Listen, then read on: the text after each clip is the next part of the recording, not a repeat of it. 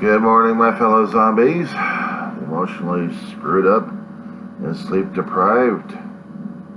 This is your zombie out here in Roseman, California. We were trying to see the diary of the griever named John Weaver begins. We began on a happy note this morning, guys. I'm still waking up. Like the rest of you sleep deprived people who are trying to look at your pillow and understand it's just simply a pillow. It's not out there to kill you. It was simply out there to support your head and a flat surface called a bed with covers on it. Do you know what this is? It's something to sleep on. However, there may have been a zombie or two out there who loved reclining chairs. I must tell you that I am in no position to have any guests coming over into my humble abode. My dog has made it her own humble abode, so things around here are not exactly suitable to human needs. But I can tell you that every place to sit down is filled up. I got a spare chair sitting in front of a recliner, filled up with food and junk and boxes. I've got a love seat, same way, but there's only one couch that is my dog's couch. Small as she is, she owns it. Of course, she don't mind if I sit on the thing, but I do because I can't get on the thing. It actually needs to have pedestals, which are risers. I need to get those razors on there. So, how was it last night? This was one night that I will never forget. Because every night that had July 4th or New Year's, they always end up in the same way. 2 or 3 o'clock in the morning, the fun stops. For them, it's fun. For me and my dog, isolation in the bathroom. Last night, because of the rain that came into California and decided to stay for a while. And then we have partially cloudy morning. It's cold. It's nippy. Definitely not short sleep weather. And grateful for being alive this morning and somewhat awake, but I actually had a little bit of sleep. A little bit? Please. There was a few shots in the air. There was a few firecrackers that tried to get up into the sky. But the problem is it couldn't explode because there's so much saturation. We had a few gunshots, but not much. Mostly in the west. Mostly west end of the Roseman area. Very few of them out here in the east end. If there were, trailer homes. They usually are the place to have firecrackers, fireworks, and firepower out there. But because of the rain we had, because of how crazy it was quiet. It was peaceful. I kept waking up almost every hour just to see whether or not we were actually going to have any more firecrackers. My dog wasn't trembling. She didn't need a thunder shirt at this moment. She didn't need medications at this moment. She didn't need anything except to bundle up because of how cold it was. And now I'm dealing with it, and I'm still trying to keep the place a little chilly in this place. Just to keep the bugs at bay. They don't like sunlight. And they don't like cold. It's not talking to an expert about it. It's seeing the action that results. So you're probably asking me, did I get triggered? Did I get the trigger? Did I get the first trigger this morning? Nope. Anything regarding a topic, a word, a phrase, something. It could be fictionalized, serialized, something. But it'll be something that'll drive me nuts. And once that happens, the train reaction starts in me. And then something innocent, innocuous, just happens.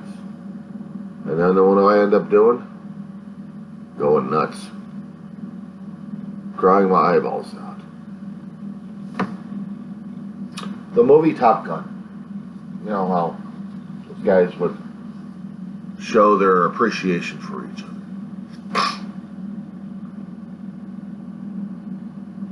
A tough, macho movie, right? But there were some tender moments in there that would put a guy crying if he had to. I mean, the original Top Gun movie. But then, Top Gun Maverick comes out decades later. I had seen Top Gun the original on large screen and on a small screen, and actually had a VHS tape. And I'm not quite sure if I have found the DVD for it or not. If I did, we'll get it again. Because I'm an 80s guy and I like the music on it, that's why. First, Kern County Fire Department. That wasn't Hall's ambulance, that was the fire engine. Call them Big White because they're white engines. They pulled off on a side street around here. Nope. That wasn't. That was Hall's ambulance. Oh, crap. That started up. I had to start with New Year's. I have a medical condition. But at least they're available, thank God. And that's stuck over the Antelope Valley Hospital. The medical center over there is always busy. Never a dull moment, and most of our ambulances are over there. Maybe we're lucky enough to just get a spare over here working. So, when the movie Top Gun Maverick came out, I didn't see it on the big screen. I didn't. Couldn't get out of the house when you're emotionally screwed up and everything else is triggering your ass left and right. I feel like I was already in my jail cell. In here and here. Not as much dealing with the bugs, it's just dealing with myself. And it kind of frustrated me a bit. I said, I'll wait until cable came out. I was waiting for it to come on one of the channels so I could actually see it. And finally it came on Amazon Prime. Yes.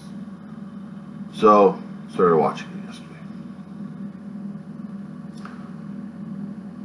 The things in the original movie and in the updated movie. The flying action didn't get to me. The pilot interaction didn't get to me. What got to me was it's an intimacy of sorts, it's appreciation, it's a deep down feeling of love. Do we dare say it in men's terminology? Love. That's a scary word. We're talking about a brother kind of love. An appreciation for the other guy as a brother. The original movie was showing the RIO, the radar intercept officer, the sidekick to the pilot. In the original movie, they were flying the F-14 Tomcats. Love those things. And the relationship between the RIO and the pilot in the original movie, this was tight. Because he was part of their family and he was part of his. He shared in a lot of their things according to the background of the character.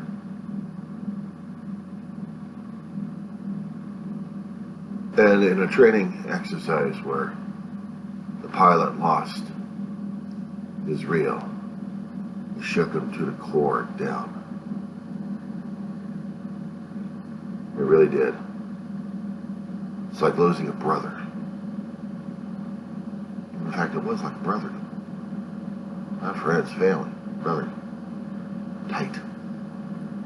So, that would have broken me up like crazy if I had actually seen it. But I saw the continuing movie of Top Gun Maverick, and I was seeing the relationships that was passing through the main character's head about the original movie, and how he was still haunted. How he was still haunted by those memories and those triggers. Grief and mourning doesn't fade away. Because in the movie, it compounded when another brother who rose up to the ranks of Admiral was helping the main character out. He was also dying. Again, that was screwing him up. And in the movie, the living son of his best friend and his brother, through misadventure after adventure after misadventure after adventure, they wound themselves into an aerial dogfight in a plane that Mitchell was barely familiar with. The one he was flying like crazy in the 80s. They managed to land on this deck safely, and both of them walked away, and everyone else was going, hey, this thing is what I saw. It broke me down. I was seeing that. What does one brother do to another brother? If there is that a strong enough bond in the family, if there's that much love,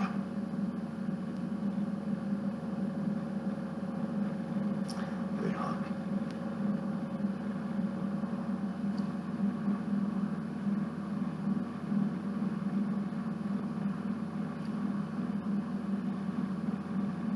I had told my story a lot of times in other videos.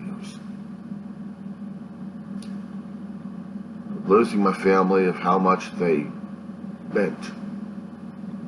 And the things that matter most to me related to the term family. Family.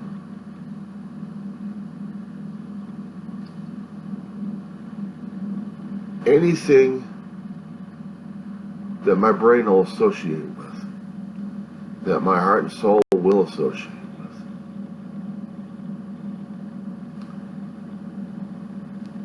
could be anything related to the trigger. I'm off to the races.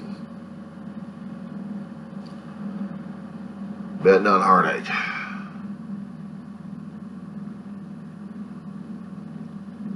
Feel it. Talking about it still does something. Screws me over. I can chuckle about it a little bit over here, but I'm still torn up inside. How can one do that, I wonder? And I exactly think of it as an act. It's not an act for me. I'm fighting it off right now as it is. Because I feel the actions that once I get off the video, it's going to hit. And it's going to hit me hard for the first day of the new year. I got to cry, I got to mourn, I got to weep. I got to drive myself insane. This is happening every single day to a lot of grievers and a lot of mourners out there who either just freshly lost their family or friends or even pets. Everything's a loved one at this point. because you made associations, you made a contact with them, you made connections with them, and they matter the most.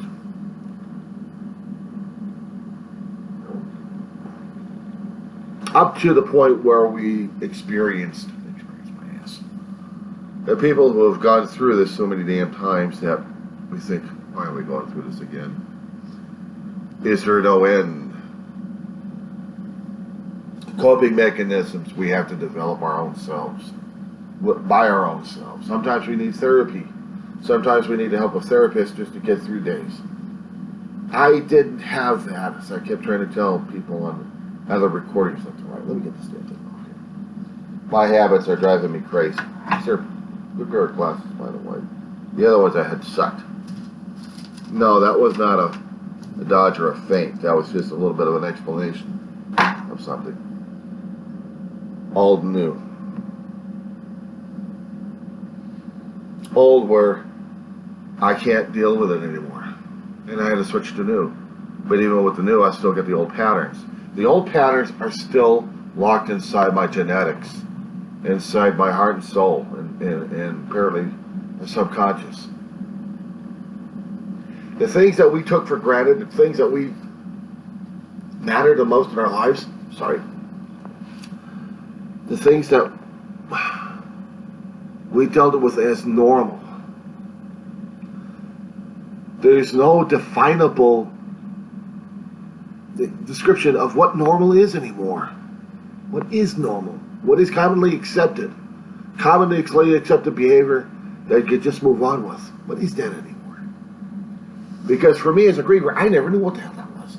For me, it was fear all the time. Fear of life, fear of death, because I've been through death. And damn near came close to going through it again and again.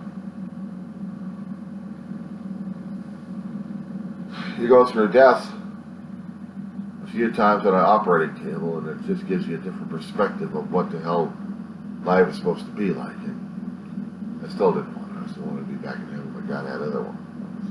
Open heart surgery, crack it open, repair mitral valves that were leaking, and get killed 3 times, and brought back 3 times, and I'm just emotional and physical mess. And there was no way of getting my brain rewired again. Nobody figured on me being a nut job. My mother always considered me the medical case. Johnny always gets in accidents. Johnny gets in accidents over here, accidents over here, accidents over here. Most of it not his fault. Running into a brick wall, that was such everything all together as a kid. Car accident was not my problem. It was not my thing. I was just a passenger. I blame my brother on that one. Sorry, Dave. I had to rib you on that shit.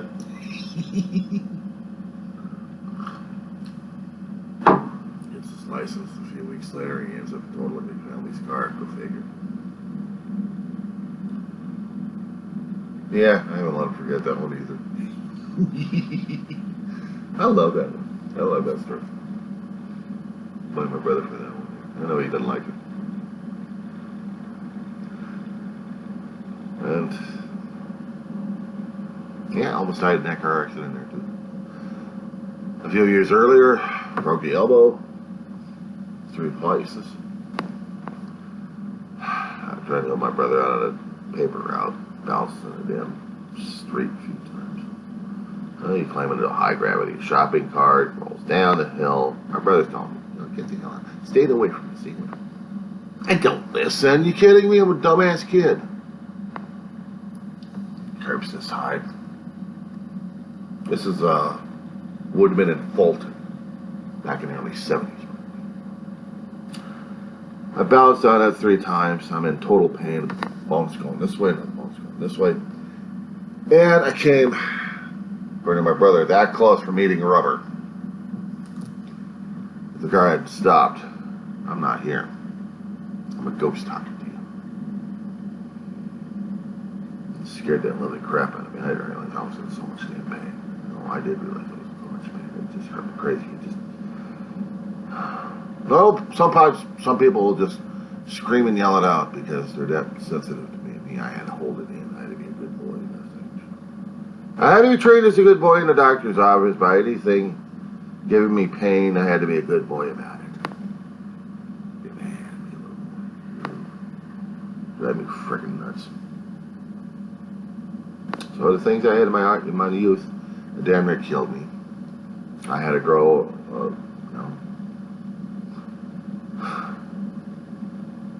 I had to get over things. I had to be a big boy. Despite the fact I hated to get shot at, stabbed, sliced, diced, smashed. I had to hold in a damn pain. Even worse is when you started losing relatives left and right in your family. Hold in the damn pain. It's the psychological drumbeat going in the back of the head. Hold in the pain, hold in the pain, hold in the pain. Be a brave boy, be Johnny on the spot, be.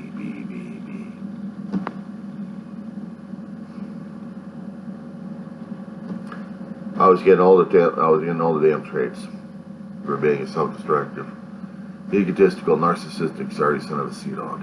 Well, I could have used the other word, but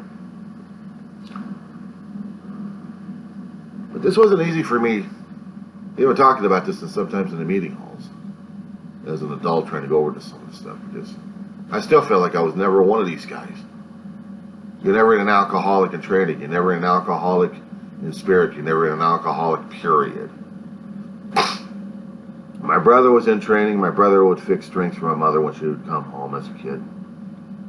My brother was a kid before. 8 years difference older. Ma would come home, Dad would fix her drink.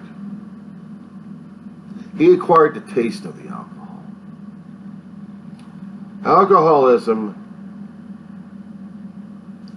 the disease itself, the addiction, the need, the absolute son of a, I'm sorry to say, the absolute son of a bitch that haunts and gives our lives absolute disorganized hell. Takes a shape and a form of different things altogether. For people, they could be drugs, overuse of drugs because they don't want to feel or think anymore. And alcohol does that to you as well. It makes you moody sometimes. He is moody. I was fearful of everything. I was fearful of medications. I was fearful of drugs. I was fearful of life. I was fearful of leaving home. Despite the fact, sometimes I think home may have been the worst place, but if I actually left, what it could have been, A long time ago, in some of my videos, I was talking about therapy sessions I had with a shrink. Coming out of a full-time job in a workers' comp stress case. As a kid, early 20s. And the therapist was surprised I was still living at home because kids my age at that time would be leaving. So I'm not leaving home. So you're going to have to leave home because it's going to do this, it's going to do that, and rattle off a lot of things. Sometimes I wasn't sure if she was right or not, even to this day. Maybe been. But I didn't have the skills necessary to live on the damn streets or being homeless. And after listening to a therapist telling me about that damn stuff, I just said, screw it, I'm staying home. And if I do everything else necessary to keep home as it is, then I got no problems. And during this time, my brother was going through his own purgatory into redemption. He already tried to kill himself once because he was an alcoholic a few years earlier before I had my visit with the therapist. My mother and I threw him out in the streets.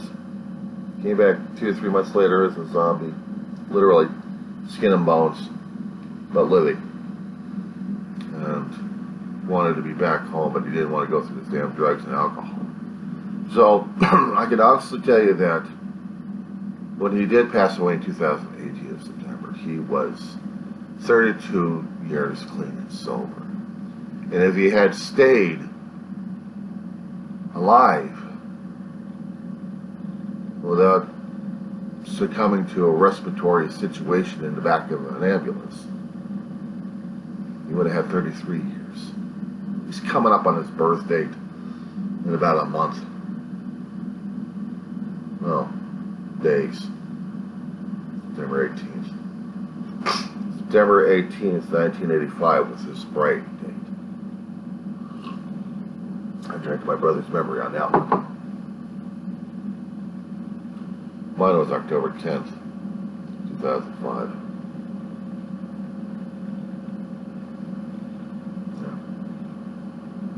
No, actually it was 2006. It was 2006. October 10th. My brother would have been sending me, seeing me, getting me another check. But it didn't happen. Stopped going to meetings for a long while after his death. Didn't have transportation to get to and back from the meetings. Not that many meetings out here in Roseman, California. And since I'm living halfway from everything else, I'm kind of stuck where I am right now. Thanks to the COVID, everything else became online. It's nothing like staying in a meeting, but I'll tell you something. It's just gone mentally. Won't go in my head. I haven't drank. I haven't used. And already my sensitivity's already been increased. I may sound like I'm a blathering idiot at this point over here, but I'm still trying to share experience, strengths, and hope. There's someone out there in the YouTube that I didn't even experience or actually expect, but of wanting to share some of my videos. So be my guest. Be my guest. I'm just looking for a bug war. Since the lights are already on right now and it's still sunlight, they don't show as much on the roofs like they do during the evening time. I like having a bug-free coffee. But this is about it, and I'll do a part 2 right after this. There's still a lot more to say, and I don't want to be overloading people left and right.